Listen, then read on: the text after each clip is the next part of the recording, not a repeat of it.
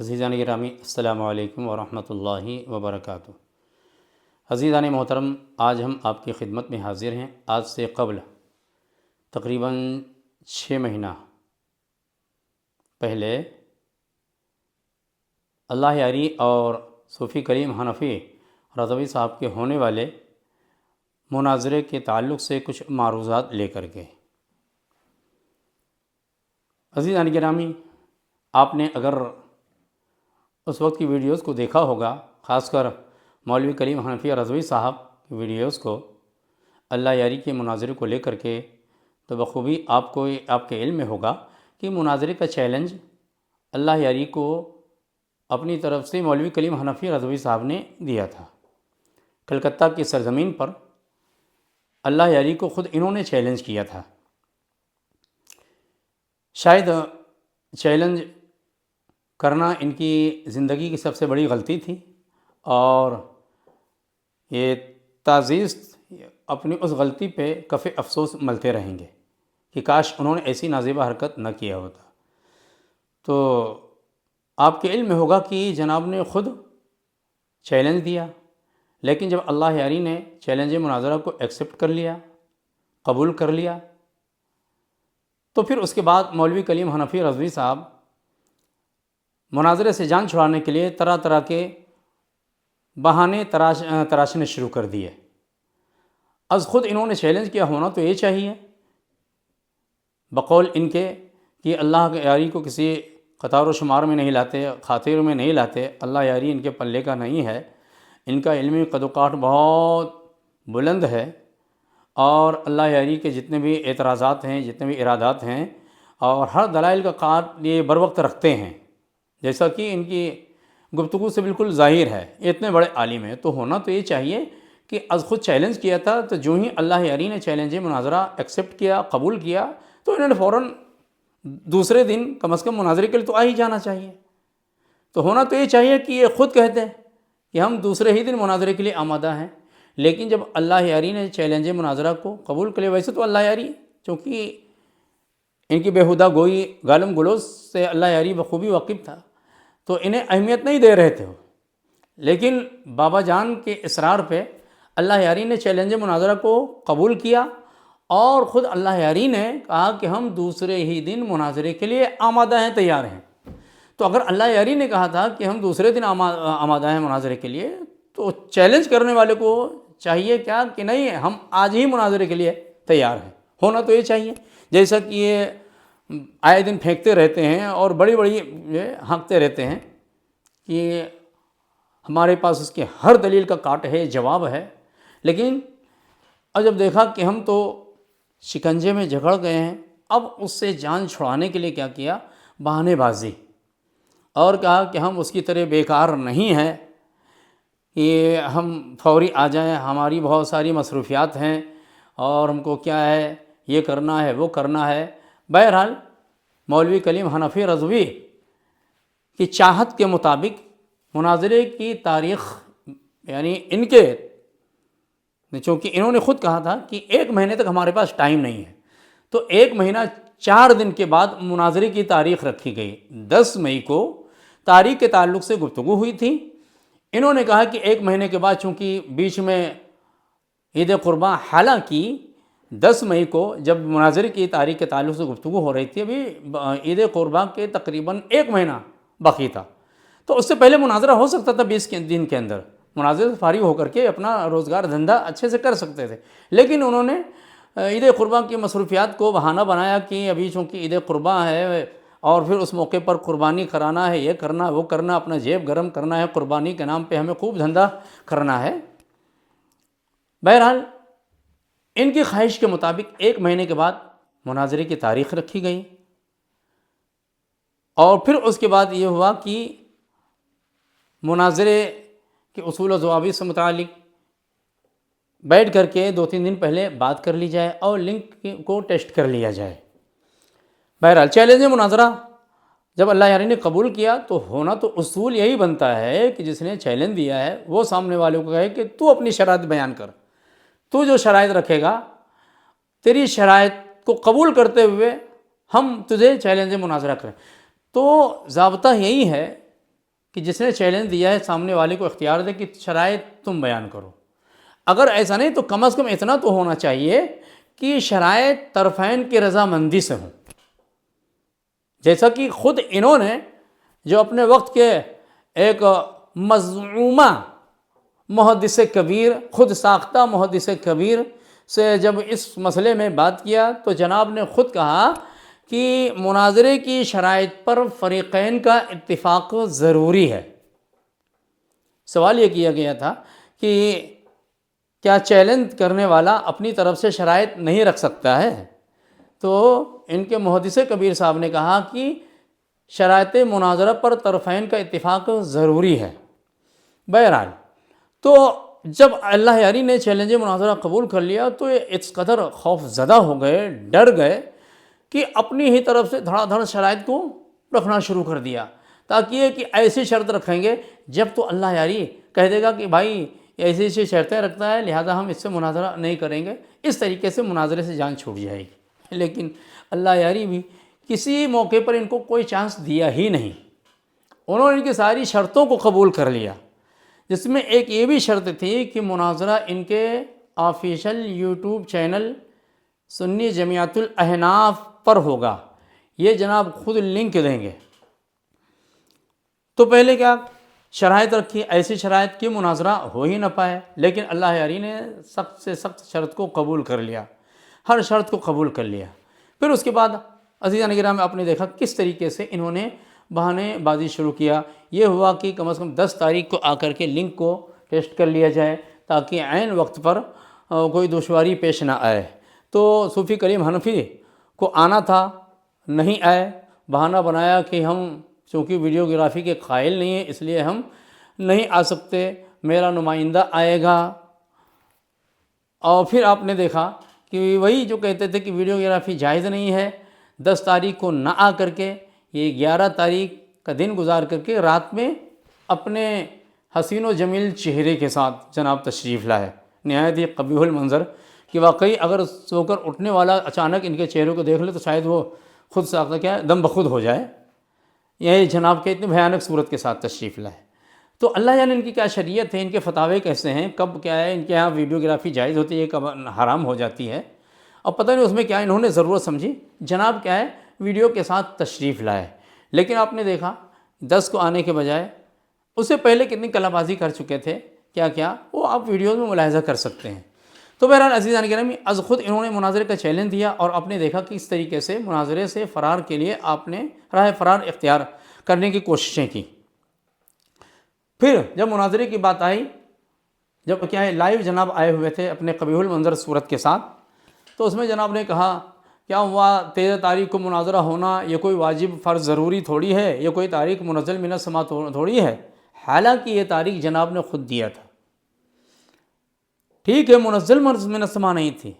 لیکن تاریخ آپ نے دیا تھا، آپ نے وعدہ کیا تھا. اور آپ کو معلوم ہونا چاہیے کہ وعدہ خلافی منافقوں کی علامت ہے. ظاہر سی بات ہے آپ منافقوں کے دفاع میں لگے ہوئے ہیں. جو منافق اعظم معاویہ بن ابی سفیان، اس کا جو دفاع کرے گا منافق ہی بننا پڑے گا. منافقانہ روش اور ساری خصلتیں آپ کے اندر پائی جاتی ہیں. تو خود تاریخ دیا پھر کہہ رہے ہیں کہ یہ کوئی ضروری تھوڑی ہے، مناظرہ اور آگے پیچھے ہو سکتا ہے. یعنی آپ کی تو بہت ساری مصروفیات ہیں لیکن سامنے والا بالکل فری بیٹھا ہے کہ ایک بار تاریخ دو، اس سے کیا ہے مکر جاؤ، پھر وہ انتظار کریں، پھر تاریخ دیں، پھر مکر جاؤ. تو یعنی وہ بالکل بیکار ہے. تو جناب نے دیکھا آپ تمام احباب نے کہ دی ہوئی تاریخ پر خود نہیں آئے اور طرح طرح کے بہانے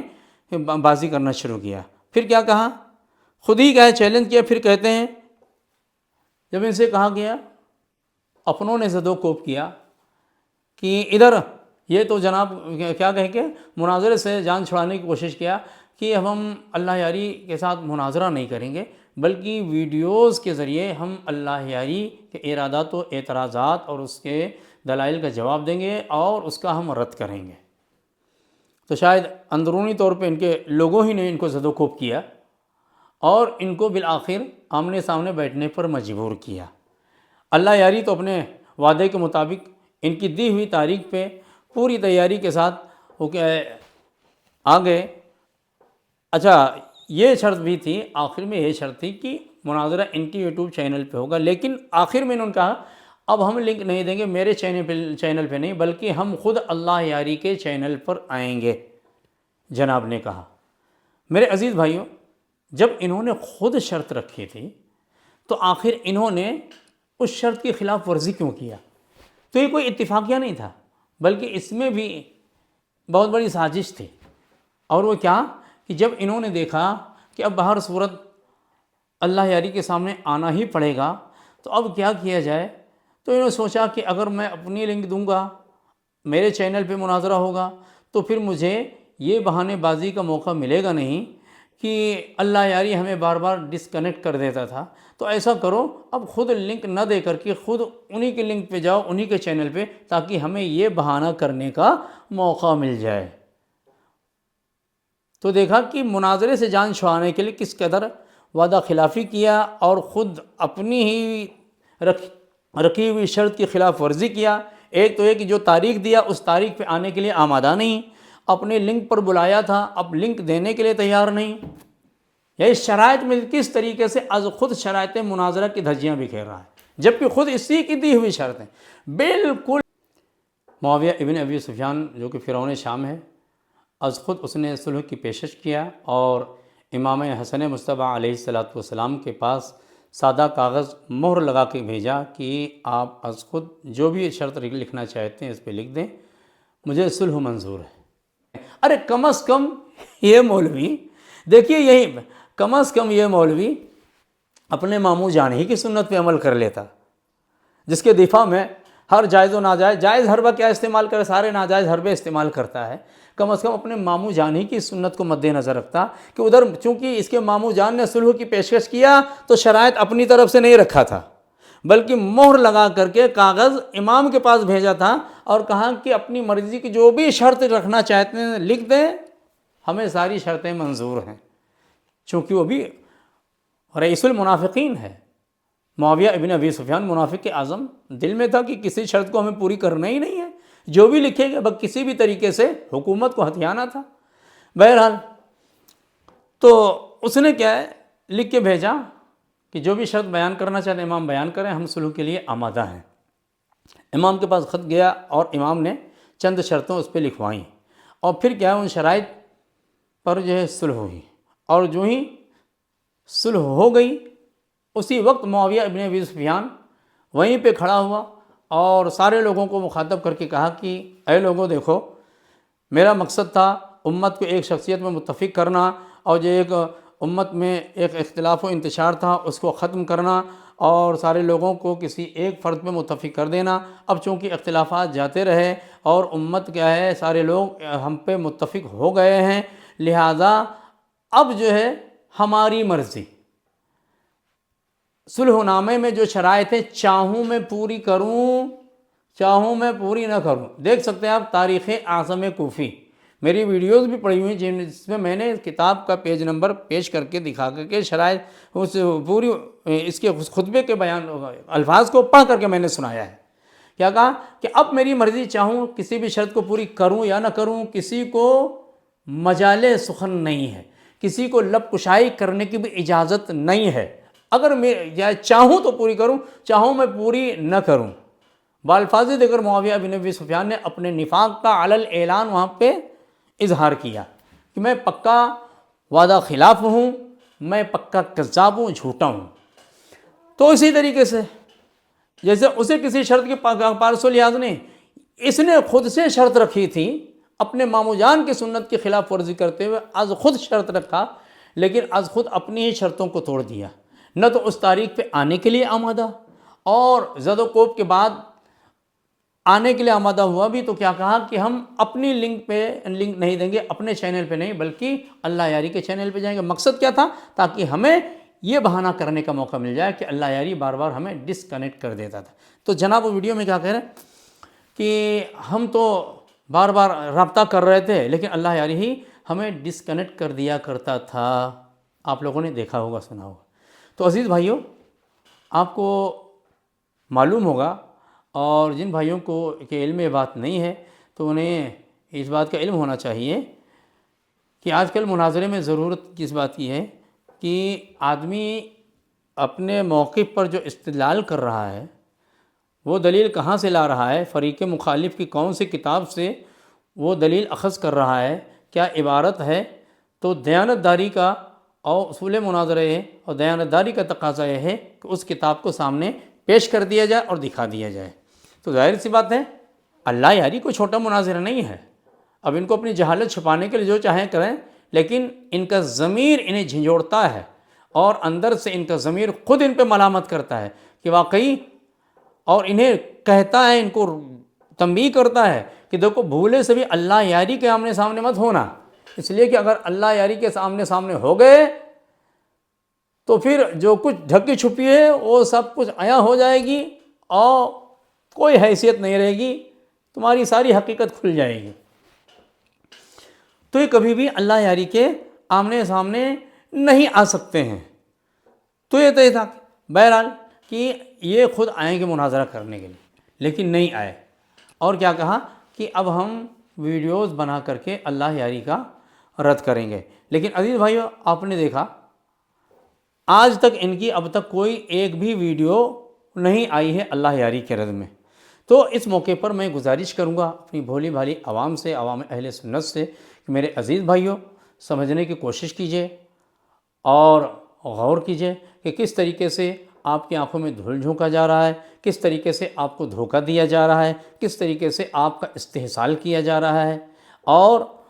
مناظرے کے بہانے خانقاہ تعمیر کرنے کے نام پہ، مدرسہ قائم کرنے کے نام پر کس طریقے سے چندے کیے جاتے ہیں، اور بقول ان کے اور بقول مولانا احمد رضا خان کے کہ رد بد مذہباں وقت کا جو فرض اعظم ہے، کس طریقے سے اس فرض اعظم سے یہ جی چرا رہے ہیں اور یہ پیچھا چھڑا رہے ہیں۔ تو میرے عزیز بھائیوں سمجھنے کی کوشش کیجئے۔ اللہ رب العزت کی بارگاہ میں دعا گو ہوں مالک و مولا ہم سب کو حقائق کو سمجھنے، حق بولنے، حق سننے، حق پہ عمل کرنے کی توفیق عطا فرمائے۔ السلام علیکم ورحمۃ اللہ وبرکاتہ۔